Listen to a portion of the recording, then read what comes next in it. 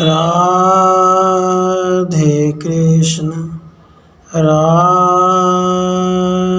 कृष्ण। महामुनि तीर्थ के हिसाब से कक्षीवान का शंखरूप होकर सरोवर में रहना और श्री कृष्ण जी के द्वारा उसका उद्धार होना, शंख उद्धार तीर्थ की महिमा।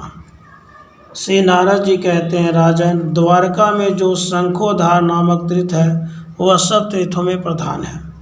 जो मनुष्य उस तीर्थ में स्नान करके सुवर्ण का दान देता है वह संपूर्ण उपद्रवों से रहित विष्णुलोक में जाता है।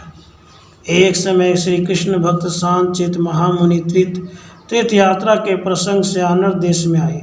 वहाँ एक सुंदर सरोवर देखकर मुनि ने उसमें स्नान करके श्रीहरि की पूजा की। उस पूजा में सुंदर लक्षणों से युक्त जो महाशंख भी बजाया करते थे उसे उन्हीं के शिष्य कक्षीवान ने अत्यंत लोभ के कारण चुरा लिया।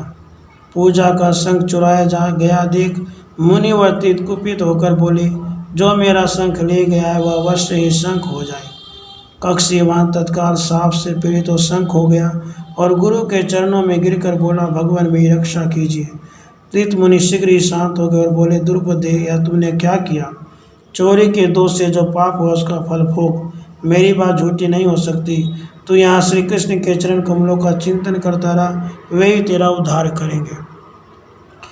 राजन, यूँ कहकर जब महामुनि तीर्थदेव वहाँ से चले गए तो शंख रूपधारी कक्षीवान उस सरोवर में कूद पड़ा और कृष्ण कृष्ण पुकारता हुआ 100 वर्षों तक वहीं रहा। उसके बाद भक्तवत्सल परिपूर्णतम साक्षात भगवान श्री कृष्ण उस सरोवर के तट पर आए और उसे अभय दान देते हुए बोले, डरो मत। मेघ गर्जना के समान भगवान की वह गंभीर वाणी सुनकर वह जलचर शंख चीख उठा, देव देव जगतपते मेरी रक्षा कीजिए, रक्षा कीजिए। तब सर्व सामर्थ्यशाली कृपा परायण भगवान ने नागराज के शरीर की भांति अपने हस्तपुष्ट भुजा के द्वारा उस भक्त सिंह का उसी प्रकार जल से उद्धार किया जैसे किसी समय उन्होंने गज का उद्धार किया था। कक्षीवान उसी शंख का रूप छोड़कर दिव्य रूपधारी हो गया और हाथ जोड़ से हरि को नमस्कार करके उनकी स्तुति करने लगा। कक्षीवान ने कहा, वासुदेव आपको नमस्कार है। गोविंद पुरुषोत्तम दीनवत्सल दीनानाथ द्वारकानाथ परमेश्वर, आपको मेरा बारंबार नमस्कार है। आपने ध्रुव को ध्रुव पद प्रदान किया, प्रहलाद की पीड़ा हर ली, गजराज का उद्धार किया, राजा बलि को भेंट स्वीकार की, आपको बारंबार नमस्कार है। द्रौपदी का चीर बढ़ाकर उसकी लाज बचाने वाले आप श्रीहरि को नमस्कार है। विष अग्नि और वनवास से पांडवों की रक्षा करने वाले पांडव सहायक, आपको नमस्कार है।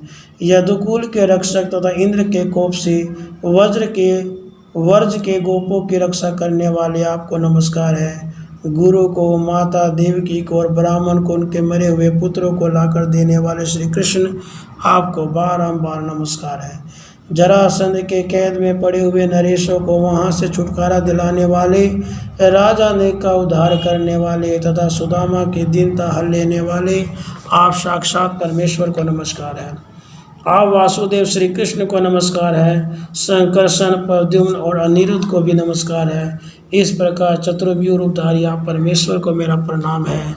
हे देव देव, आप ही मेरी माता, आप ही मेरे पिता, आप ही बंधु, आप ही सखा, आप ही विद्या, आप ही धन और आप ही मेरे सब कुछ हो।